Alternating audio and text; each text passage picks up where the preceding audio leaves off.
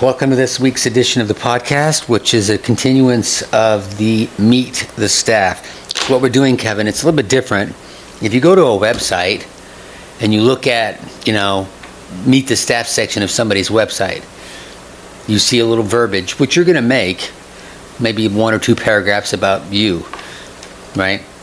But what I decided to do, right, is to do podcasts or meet the staff, like literally meet the staff, which is what we're doing. We're meeting Kevin. Now, what do you do at Beacon?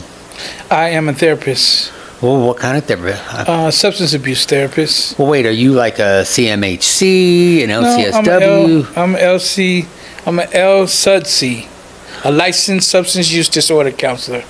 Okay. Do you have any experience with addiction yourself personally? Yes, I do. I have many years of recovery. So, and I knew you had, but I want to go, experience with addiction, right? Mm-hmm. So I want to go back to how old you were the first time you experienced whatever it is you experienced to start you on your road of addiction. I think I was about 9 years old. And that's got to be a record. 9? I think Devon might have you. He was like 8 or I think he was like 9. So 9 years old. What was the substance? Marijuana. Back in those days, it was definitely legal. And it was where? What? In California. So marijuana was legal in those days. Illegal, yeah. Oh, illegal. It was illegal. Okay. And so they called it pot, or they still do. Reefer. Still do, right? Marijuana. Yeah. Doobies. No. No. Was a family member that brought it to you? Or? Yes, it was one of my uncles that was maybe 10 years older than me, so he would have been about 20 and I was around 9. And you smelled it, or he just what happened? Well, he actually showed me how to inhale it. And I always have that story in my head of how he said, back then you would smoke it like a cigarette, but instead of exhaling, you would and suck in, keep sucking in, and then hold. And the rumor is, if you cough, you get high quicker. Yes, I coughed, and I started coughing, and I kept coughing until I started laughing. Yeah. But isn't that weird how where you're at in California, I'm wherever I am at in Texas, right? And you're doing the same thing. Well, we're hearing the same thing. If you cough, and I don't know why that stuck with me. If you cough, you're going to get higher. Because you heard the same thing, right? Yeah, and I think that's when you cough, it activates this thing. Kevin, come on. It activates this thing in your brain, man, that says, that was good. How about you cough because you get higher when you cough, because when you cough, it's because you've brought a lot in your lungs. That's what I think it is. I think you're coughing because you just brought some stuff in, and your body, your lungs are saying, get out of here, right? And so that's why you... Okay. I don't think it's because you coughed. I just think it's because you brought a lot in, right? Right. Okay. So did you stop in marijuana? I'm sorry. No. Pardon. Reefer? No, I did not stop there. Where did you... What was the next one, and how old were you when that happened? So my next... Oh, wait. And how old are you now? I am... 59, about to be 60. Oh, dude, you're a baby. All right, so first is marijuana at 9. Mm-hmm. And then let's jump over to the next drug or whatever it was. And I think my next drug was alcohol. How old? I was maybe about 12. Okay.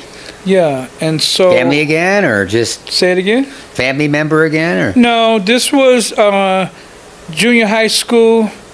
I lived in New York at that time. Okay. And I had some friends that I met at school, and that was the thing to do, is we would go and get beer, and Did you like the way it tasted? Did I like the way it tasted? Yeah. It didn't beer. taste that good at first, I mean, but you get used to it. well, you get okay. Well, I got used to You it. mean you get used to it as you're drinking it? Because for me, the first one or the first and second one, I don't care how old I was. I'm like, this tastes like crap. I Yeah. only got used to it in the midst of drinking it. And does that make any sense? Right, yeah, that's kind of like what happened. But we would also mix it with cigarettes. So you Wait, would you take lost a me. drink of alcohol and you take a toke and you blow it out, and then that made everything better. It made it taste better, made it feel better. Probably because the cigarette's all nasty and you're okay. So 12 with alcohol. Did you graduate to something after alcohol, or Yeah, by the time I was 16, we would actually take the marijuana and we would lace it with cocaine so you're sprinkling cocaine in? inside the joint. Well, there's a wonderful cocktail that I never tried, I don't think. So now you're smoking cocaine and marijuana at the same time. And this is at the age of 16? At the age of 16, yes. Did you stop there, or was no? Absolutely not. Hey, I don't know. So Because in between time, we would take. I don't know if you ever heard of mescaline that's a or mescaline. Mexican thing, isn't it? It's actually Is that like, it can be Mexican, but I think it started more with Native Americans. That's good. It's almost close to a peyote. I don't know. I've heard of it, but I don't know. What is that? It's like a psychedelic, Are you, and it comes are in you- these little pills. It almost looked like the end of. You remember when they used to have spaghetti that was colored? You ever remember colored spaghetti? You had too much mescaline. I don't know what you're talking about. and so you would have like a little piece of it, and you put it in your mouth, and it would give you this Almost seems like wonderful- acid. Yeah, it's a form Like of acid. like blotters. Remember that No. little piece of paper? Yeah, I remember that. But Yeah. it wasn't paper, it was just these little pieces of tabs. You put it in your mouth, it dissolves, and it used to make me happy. I used to get giddy. That sounds like acid. Giggly. That sounds like acid. Make laughing. Yeah, laughing. And this is how old? happy. This was like 16 going into 17, around Okay. in that time. Now, I guess it's safe to say we've graduated from marijuana right Mm-hmm. up into the one you just said. Yep. But just because you've now graduated to this one doesn't mean you're not doing all of the others that we were talking about before along the way. Oh, we're doing them all. Yeah, because you're not stopping marijuana. You're not No. stopping. Every time you add one, doesn't Yeah, mean, that's an doesn't mean- additional- yeah. That's You're not replacing. extra. Yeah. You're not. It's just we just add to the mix. Right. Okay. And sometimes, at least for me, you could do all of the above at the same time, like an absolute dumbass. Like right? an absolute. I mean, you know what I mean? Yeah. Okay, so now we've jumped to the thing, the one you Masca, whatever. mescaline. That. What was next, and how old? So around. Oh wait, and I want you to think into the area. Because you know as well as I do that this is the greatest thing since sliced bread. The drugs we're talking about. But at some point for me, and I want you to tell me at one point for you, where you said, and we might not be there yet, and that's okay, but at some point you say to yourself, Kevin, this is not good. No, I didn't say that, but you know who did say that? My mother. Well, that doesn't count. Well, Because here's why. I mean, I'm not saying that mom doesn't count, because she does. What I'm saying is, you're only going to make the determination to stop doing this when I until decided. you say, Yeah. because mom can say it till she's blue in the face. Well, wait, that wouldn't work because mom's black, so you wouldn't see the blue. Blue in the face only counts for white people, and you know what I mean? I'm trying to be Right. funny right now. We had a conversation about black the other day. Uh-huh. What was it? It was the. Remember? Yeah. What were It we was ta- oh. about the. Well, because we have the choice between a black blanket, well, not a blanket, but a sauna, A a sauna, portable yeah. sauna that looks like a sleeping bag, and we had to choose between black and white, and we decided that black was way prettier than white. right. So your mom can say it until she's white in the face. Okay. Till her face, you just can't recognize her. Yeah, but She- the thing that I want to say about mom saying that having a problem with it is that it brought it to my attention that maybe I might have a problem. And that was like a seed being planted. So wait, how old was this when Mom first started saying you gotta... 16, 17, around that time. So then, that's your first recollection then of, oh wait, people noticed that I'm high. Because maybe you thought before that nobody knew or that it was a problem. The question was, when did I recognize that I need to like make the decision to stop? That was at 16?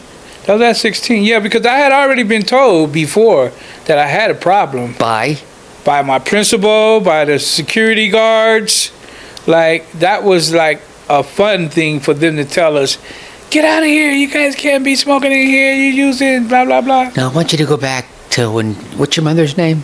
Jan. Jan. Is she still alive? No, she passed. Yeah, she crossed over. Yeah. I want you to go back to when you heard your mother. Was she crying? No. Was she pissed? She was pretty pissed. Then you didn't piss your mom off. No. I bowed my head and said, yes, mother. Were you high when you said it? Maybe, maybe not. And you meant it though, because it planted that seed. No, I didn't mean it. Oh, but the seed was planted. But the seed was planted. Because it came up again. Because I actually had to write a contract saying that I would not smoke marijuana and get high. Whose idea was that? It was her idea. That's a smart lady. Yeah. You know about contracts being an addiction. You know what I mean? Yeah, being what we do. We write contracts with people. It's something about putting on a piece of paper. Right. Where you're held accountable. Well, you know how that worked? Because when I didn't adhere to the contract, she put that paper back out and said, look, you signed this. You said you was going to stop using. You're a man. Be a man. A couple of years later, and it wasn't a couple of years. It was through the school year because it was to get through school, And she didn't want me getting high and smoking. So, but you then graduated from one to another. You're still not done with your progression in drugs, I'm thinking, right? Not at all. So, what was the next addition to the party? The addition, so this little deal where I was putting cocaine in my marijuana. Okay. That was, it progressed to, so that was powder cocaine at that time. But this is in 1984, 85, crack cocaine came on the scene. And so instead of us putting powder in our marijuana, the crystals. We was crushing up the crack and then lacing it, and we would call that a primo. And the more crack you put, the more intense your high. Well, you just simply had to lace it with a rock or crack rock, and you just smoked, and then you rolled up the next one and you smoked, and till it was all gone. Is your dad in the picture at all? No, my dad was in New York at the time. So I left New York and went back to California. And so that's where I started doing the crack and the mescaline, right? Okay, next drug? Next drug, I actually continued using those primos. So that was holding you. That was doing you good. Yeah, that was doing me good. But then, at the age of 20, I decided that I needed to do something with my life other than be a junkie or. So back then they would call you a crackhead. Because you weren't shooting anything at this moment. No. Okay. So at 20, you decide to say enough is enough, and I'm going to make something of myself? Yes. So I joined what they call Job Corps. And Job Corps sent me from Oakland, California to Utah, Clearfield, Utah. Is that why you're in Utah now? That's why I'm in Utah now. Nice. Okay. Yeah. All right. And so I was running from crack cocaine. I hadn't started smoking it on a pipe, but I was still smoking it in my reefer. Marijuana. Yeah. Right, in my reefer, right? And so we advanced now. We didn't call it reefer no more. We called it pot. We call it chronic. We call it bud. Trees, right? Pacololo. That's what we used to call it. Anyways, then you moved to Utah, became a Mormon, and started going on a mission. Did they try to convert you? Did you? No. But as soon as I hit Job Corps, it was the the crack wasn't there, the cocaine wasn't there, but the marijuana and the alcohol was Easy to get. easily accessible. Okay. And so I left California thinking that I was running from my addiction, and I came to Utah with my addiction. And I started selling and drinking, and it just continued to progress until they kicked me out of Job Corps. Okay. Are you living like a barrack type of situation? Yes. They kicked you out because you can't be doing that. Yeah, you can't do that at Job Corps. And so I moved into Ogden, Utah. And I ran into some friends, and they had pounds of weed. And then I ran into another friend, he had lots of cocaine that wasn't rocked up yet. It was powder. Yeah. And that's where my criminal background started. Because now you're going to start selling it to support your habit. Yes. Exactly. And using. Yes. Big time. Making good money too, right? Making good money. Yeah. Did you get arrested at some point? Yeah. I sold some drugs to an undercover cop. Oh, wow. Yeah. Really? And he busted you right there and there on the spot? Well, they built a case against me. Okay. And then one day I thought I was saying, "Hey, buddy, what's up? What you want?" And he said, "It's not what I want. It's what you gonna get." And he handcuffed me. As soon as I put my hand out to shake his, Click. he pulled me and turned me around and handcuffed me and said I was under arrest for distribution of a controlled substance to an undercover cop. Is that a felony? That is a felony. That's not a misdemeanor. You've graduated now to a felony. Right? Yeah, I passed right by the misdemeanor. Yeah. Go big or go home, right? Yeah. So now you get arrested. Oh, how old are you when you got arrested? I think I was like 25 at that time. So you go to jail for, I'm thinking, the first time? Yep. First time in jail. Okay. You get out of jail. They gave me a program. They wanted to send me to prison. And I asked for a drug rehab. Back in those days, they would give you what they call prison diversion. And you can do a program. If you complete it, you wouldn't go to prison. If you violate it, you go back in front of the judge, and they decide whether they want to send you to prison or not. And I was on a 0 to 5 and a 1 to 15. And so I did the program. Residential somewhere? Yep, Salvation Army, right down on Grant and 26th Street. I didn't know the Salvation Army did residential for drug addiction. I don't think they do it anymore. No, but back in those days, it was sort of like a pilot program. They didn't really know much about treatment or recovery or 12 steps. They did what they could, and they based it on church, which was a spiritual awakening for most people. Yeah. And they based it on work therapy. So you had to work in the warehouse. The Salvation Army warehouse. The Salvation Army warehouse, where the donations came in. Yeah. You would sort through the donations. Are you saying, were they holding you accountable in reference to UAs or any of that? Or No. did you quit? I've completed. But- It was only 90 days. But in that 90 days, did you do any drugs? No. Nice. But on the 91st day, I did. And it was right back to the alcohol and the marijuana. Did you feel better when you quit for 90 days? I can't recollect that I can say I did. Okay. I think for me and for a few other people that I've known in my lifetime, it was just to pacify the court and not to go to prison. Yeah. And to appease the probation. The system. The system, yeah. Yeah. So you get out. So I get out, and I'm right back Right up. back where you, yeah. Back up to the dirty tricks. Dealing again? Dealing again.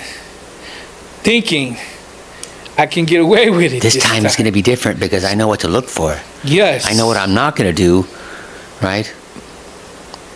Then, Yep. did you get caught again? Didn't take long. Racked up another couple of charges. Another undercover agent, or No, but just some, back in those days, they would do confidential informants. You would do buys with a snitches and stuff? confidential informant, yes. And you got snitched on, and did you go back to jail? went back to jail again. Same judge? Different judge. Still knows what the other judge did, so it's not like you're going to hide, right? Still have a record Yeah. from the last one. So now what? So anything that I had was enhanced because I had priors. Now wait, I just want to make sure I understand what's happening right now. You did this with the first judge, went to the program. From the time the judge said go to the first time for the program, and you're now standing in front of another judge, are we talking about months? No, well, we're talking about a span of maybe 2 years. Okay. It's a bit of a... Because the probation is like 13 months, 18 months. Oh, so you weren't on paper by the time you come for the second one, but they still know that it happened. Now, Yeah. what's this judge saying to you? This judge is saying that I have opportunity to do a program rather than go to prison.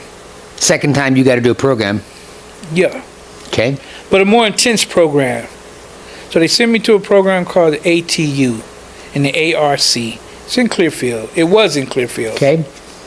And it's a transition program where you do 30 days intensive inpatient, and then you do 6 months outpatient, and you transition back into society. Okay. They got Within some 6 months. sober living, all that? Yes. So it's sort of like a sober living, but you live there and you get to go out, and once a month you would get 1 day out. And then the next month you would get 2 days out. And then the next month, so by the time you got to the 6th month, you would have 6 days out, and there would be no need for you to come back. So you that's how completed that program, I completed that program. stayed clean. I stayed clean. I completed probation. Almost. Until I got to the last little bit of it, and I figured I was clear and free, I started up again. Of course. Yeah. Did you get caught again? Yeah, I got caught again.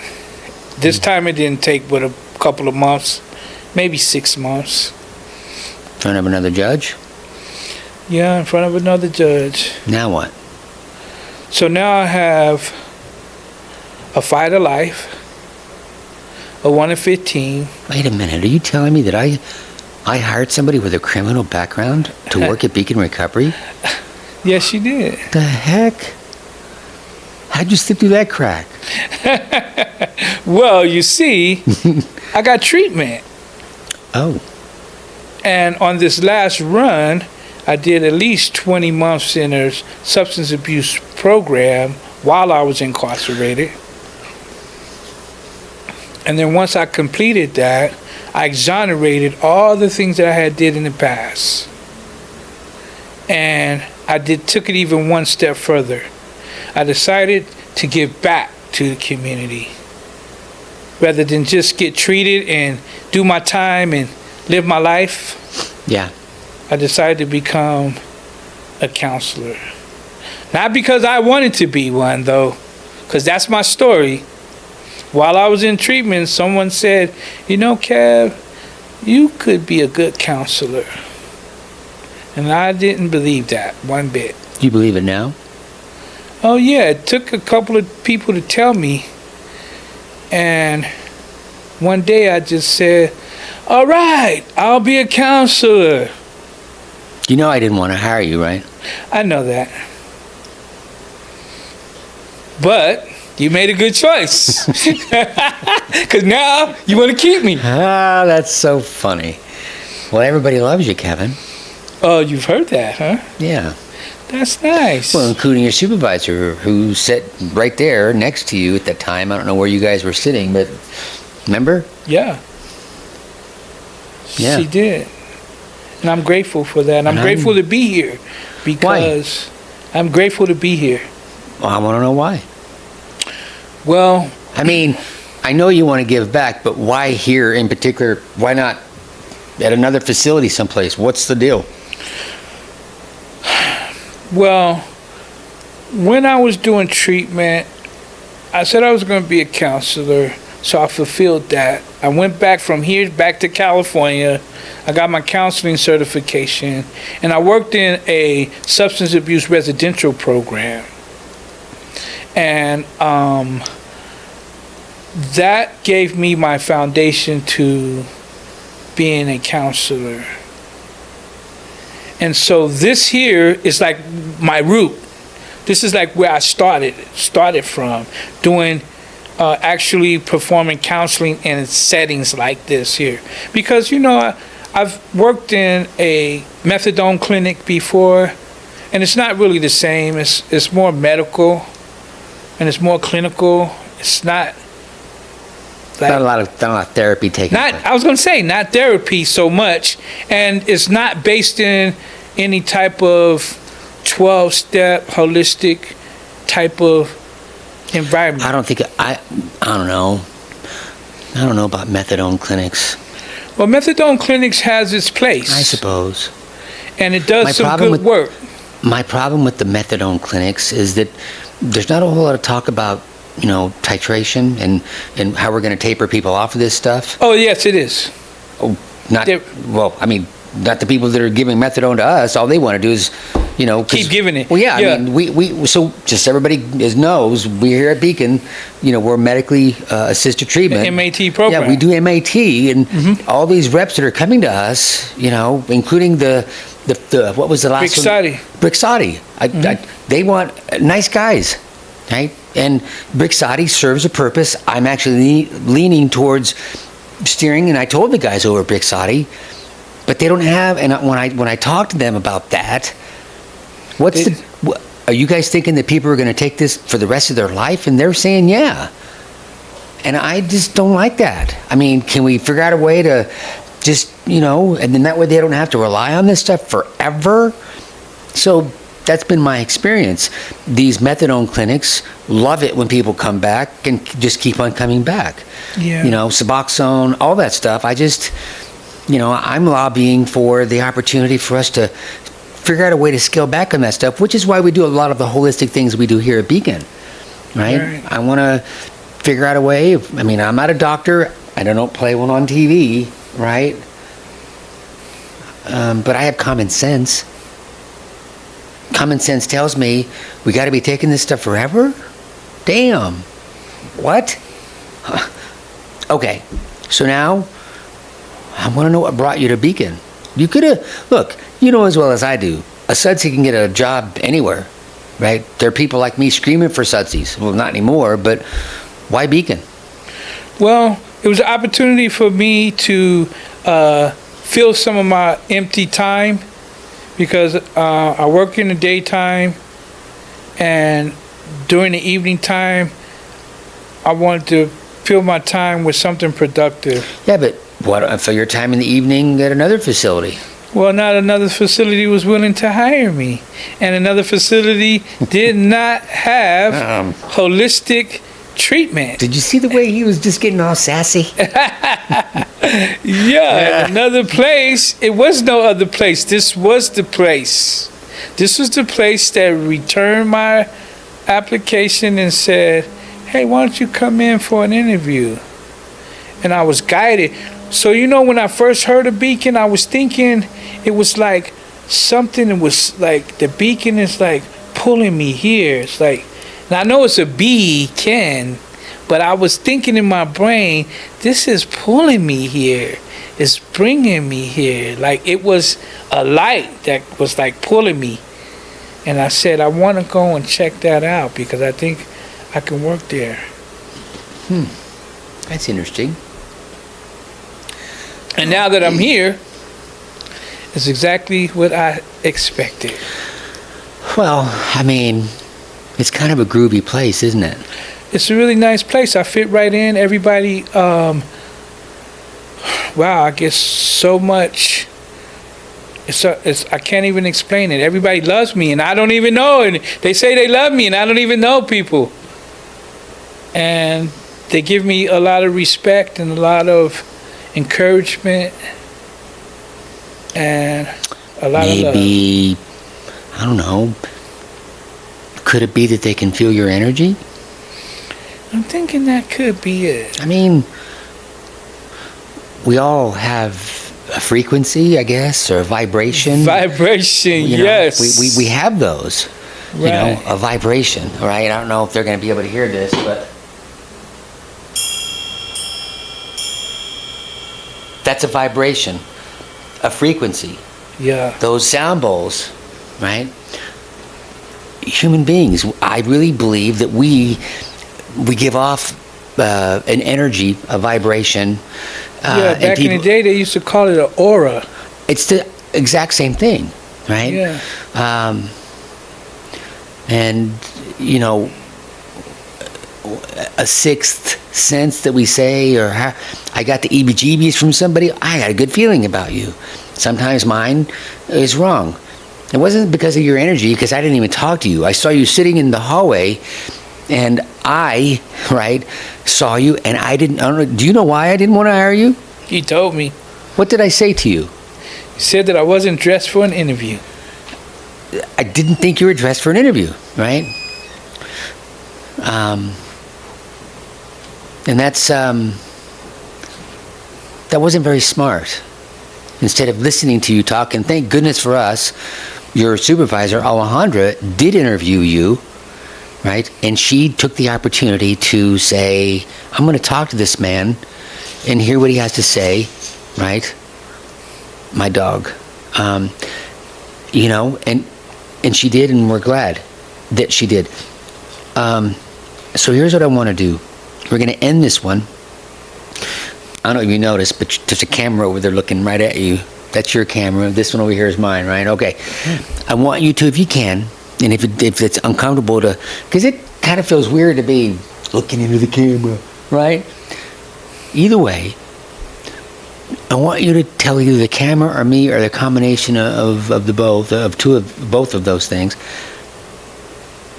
Somebody sitting somewhere is watching this in the future, wondering if they can do this. This meaning, go back to when you're 16 years old and your mom says, and you know, if the seed was planted, then that seed was cultivated by yourself and probably your mother and anybody else, that at some point you're like, I'm not doing this anymore, but that person's not there. They are at the beginning where the 16-year-old seed is planted, right? And they could be, 25, it doesn't really matter. Mm-hmm. They're at that crossroads, right? Can I do this? Should I do this? This is so much work. Whatever it is. What do you say to that person? I say, you can do it. Even if it's just one step at a time, one day at a time. Just do what you can and just set a goal and work towards that goal. And the energy that you can put into any other thing you can do in your life, you can put that same energy into doing better for your life. And you'll see that there's a saying that says things materialize sometimes slow and sometimes fast. But if you work towards them, they'll always materialize. They'll always come to. And so you just have to work towards it. Just keep working and never give up. One day at a time. One day at a time. I often say to people, how do you eat an elephant? One piece at a time. One bite at a time. Mm-hmm. And sometimes we think, oh my gosh, but it's an elephant. I'm never going to finish. Well, yeah, you are if you eat that thing one bite at a time. Metaphorically speaking, of course. Yeah. Because somebody, when you're in the middle of your addiction and you're knee deep in it, it seems almost like it's insurmountable. But it's not. Just chip it away. Yeah. Right? And now you've been clean for how long? 25 years. Dang. And Just a high five. High five, I had baby. a lot Yeah. of support because that's important when you're getting clean and you're on a journey. I mean, you can do it on your own, but more times than not, you got to have some support. Yeah, you need support. Okay. Anything else you'd like to share? I want to say, I think I'm going to like it here. How long have you been here? I don't even know. How long has it been, Maddie? Maddie just walked in the door. 2 months. 2 months. Well, I think you're going to like it here, too. I think we're going to like you liking it here. That's good. Yeah. Because someone gave me 90 days, and I think I'm surpassed that 90 days. Okay. And you know what? If you've been listening to construction, you're fixing to get your own little office because we're splitting at the seams here. And so we got musical chairs on offices, and we're Yes. putting in, I think, 6 more new offices, and so here in a minute, you're going to have your own office. You don't have to share anymore. Right? Nice. That I means like it here. when you get your own office, love it here. that means that you've arrived. Yes. Okay. Thank you, my friend. I'm glad you're here. And thank you for taking the time out of your busy day. Thank you for giving me this opportunity. Yeah. I'm really honored. The honor is ours. Thank you.